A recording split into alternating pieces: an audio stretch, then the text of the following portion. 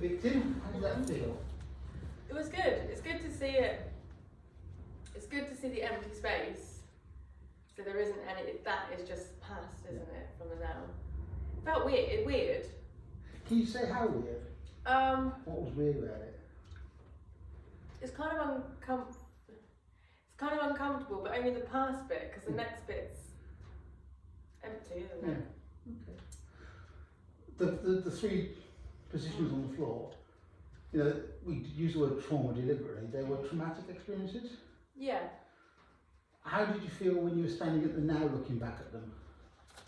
And now looking back at them, The what? that they're in the past. Yeah. Yeah. Yeah, and then in the past, and when we got to the very end of the timeline, They were. insignificant. Yeah. And you got an affirmation that you used. Yeah. That affirmation is useful for you, Yeah. and you could use it any time you felt another problem pop up. Yeah. Right, we'll stop there. You guys as observers, what were your observations? I really liked it, and you Yeah. could really feel physical energy, and getting even just saying to her, like, go yay, and you know, and then you could sort of. It was funny because like the earlier experiences, you were like yay, and then I think the last trauma, it kind of dropped. There was a it was couldn't quite get a muster, and then sort of having that space ahead, and that consideration of looking back and going, this is all very futile, because when I'm about to die, this is, and that point where you said, this doesn't affect now the rest of this, which was really sort of significant. And I wondered for you if you feel like you had a shift, particularly in the way you looked at it all. I think at the end, after the affirmation, is when I had the most like it's kind of, that's only till now, and I've done that. Yeah. So now it's. And also, you stated your trauma. You didn't say, is it a bad feeling? What does it feel like? It was like, I'm stating this is your traumas, just placed where they are. So we didn't have time to go, well, is it a trauma, or is it just a slight challenge? Or I know I am quite disassociated from all of them. Yeah. So I think it's, so there I still felt disassociated from them. Yeah. So it's not like they were. So they kind of feel a little bit insignificant. Do you know what I mean? Because that's why I put them That's in where you safe. put them. Yeah. So with somebody who's in time, the process is more powerful because you're making them go through time. Yeah. You're turning it from it's me into this, and you don't do the modality stuff and what the trauma is. You don't want to know. They just identify them, and they may have 44,000 in the first. Just got a lot of cups. You don't know. But you don't want them to dwell on it. You want them to realise it's part of a journey. Yeah, and I think that's really to get people to see that it's a journey, and it's like from the now forwards is actually under their control, isn't it? It doesn't. That's all done. Yeah. I think that's a really powerful. Yeah, and I think in an even longer room, that would really be powerful, you know, because it's quite difficult to go, well, I'm here now and death's just there. So. Because you don't know where to go.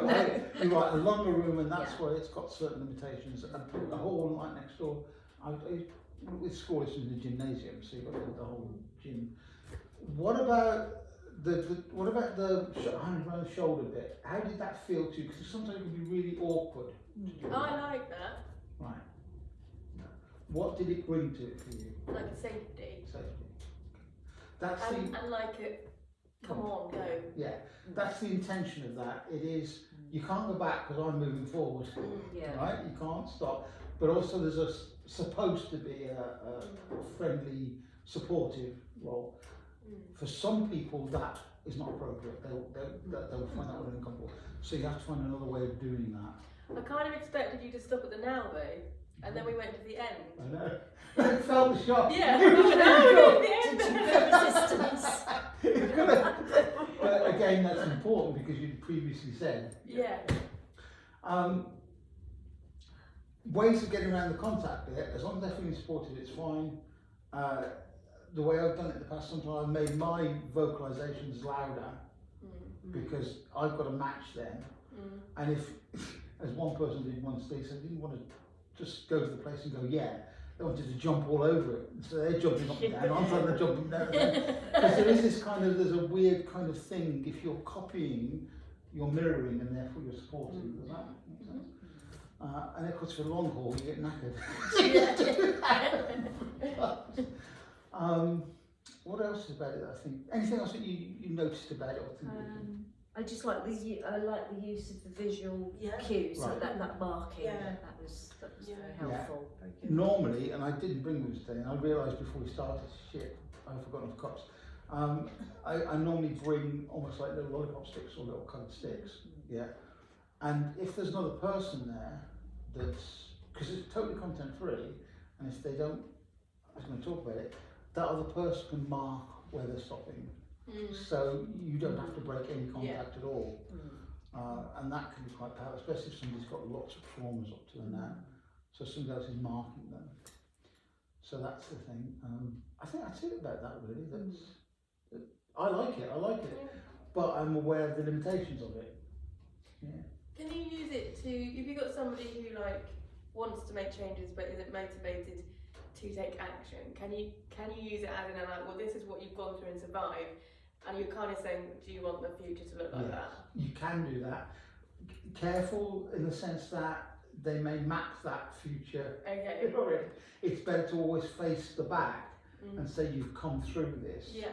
And think of the questions you can say. I mean, I use the phrase survive because that just felt appropriate, but what have you learned from it? What do you take to it? Bringing back to the innocence bit, you know. Yeah, that was interesting. Yeah, that was good. Yeah. I like that. You know, as a baby, looking at that, what would you take from that innocence to that trauma there? What would you? I thought that was a really nice. Did that? What happened for you internally there? Can you answer? Chat had to change my whole perspective. I've never looked at it Okay.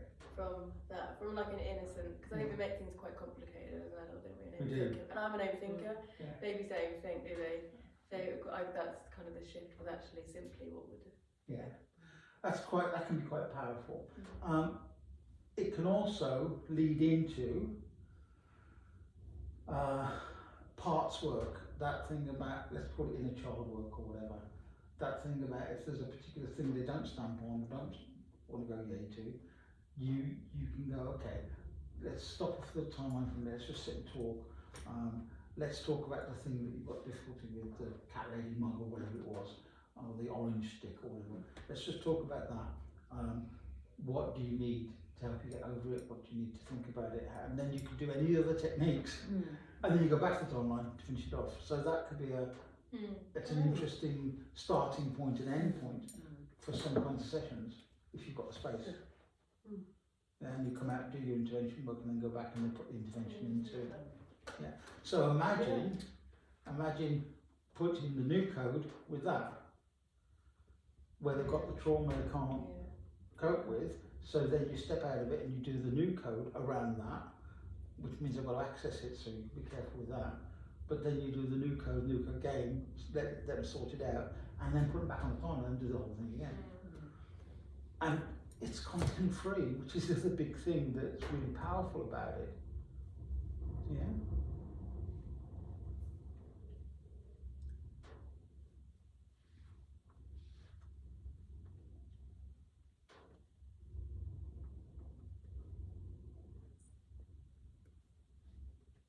So, any other thoughts, guys?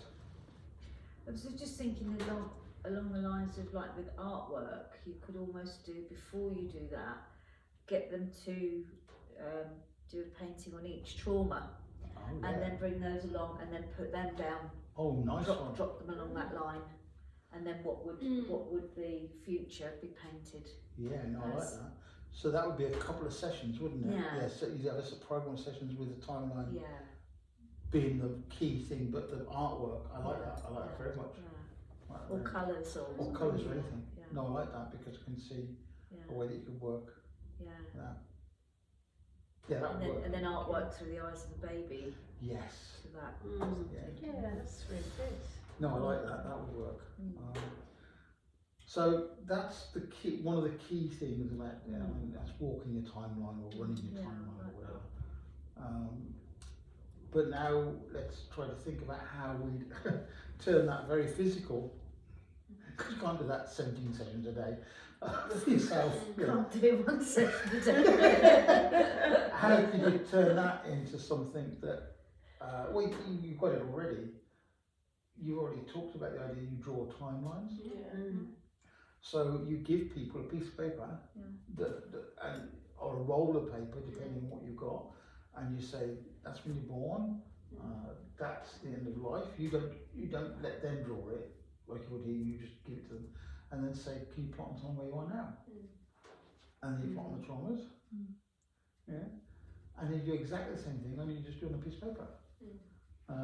They can walk the pen along the timeline. They can circle the trauma instead of stamping on it. They can do exactly what we've just done, only in a non-physical, paper-based way, which, to be quite honest, some people really enjoy.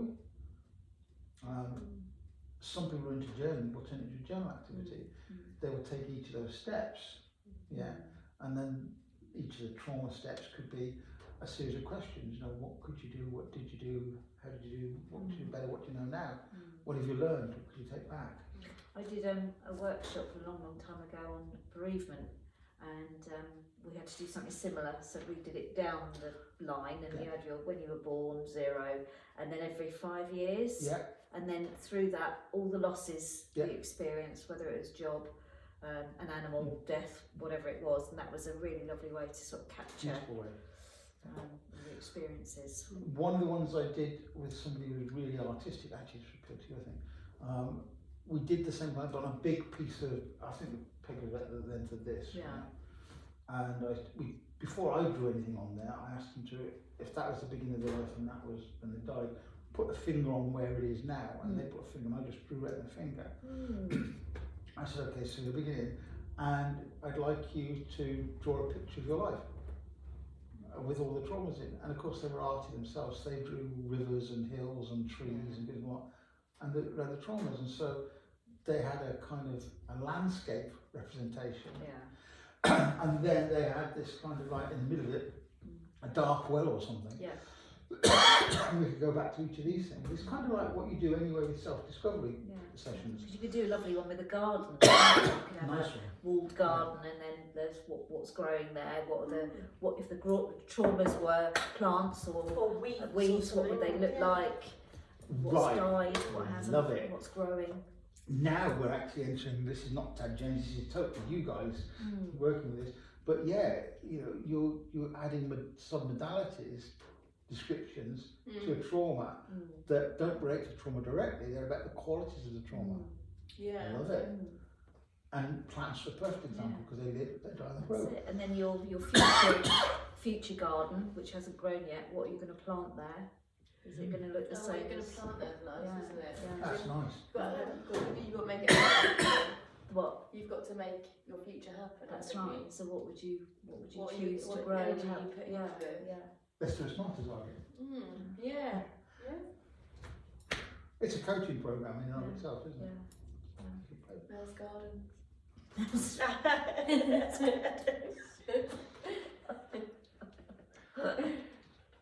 So that's the key bit of timelines. Interesting. Love it. I love it. And I used to do a lot with kids. And the way I used to do it with kids, with a group of kids, if I had, say, 10, 20 kids, they'd buddy up. So they'd be each other's support, and I'd just call out directions from the front. And they had instructions not to ask what the traumas were, and not to, we'd done all that work before. And to get the kids to run, because one thing we didn't do, I think because I was exhausted, I went through more than stop, is you run the timeline at the very end. So you go from birth, and you run it as fast as you can. It's like the fast phobia thing. Run it as fast as you can. So we didn't do that in the end, partly because I forgot it, partly because I think I would go crashing into the wall. But until I got momentum up, it wouldn't stop.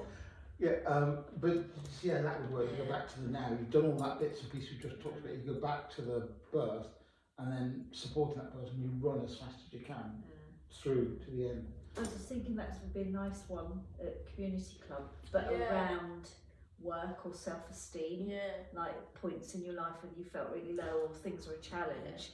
How do you want it to look now? And then getting them to run at each other. Good. That would be Spot on. big halls. So That would be spot on. Yes, because again, we used the context of trauma. It didn't need to be that, did it? No, it doesn't have to be. It could also be times of greatest success. Yeah. And could you make, and the positives are, you could actually say, okay, so those are all times you've had success in your life. How many more of those do you want from now on? What can you do to make them? So you could frame the whole thing as a slightly different exercise for different outcomes. Yeah, I like that one. Okay. Yeah. Brilliant.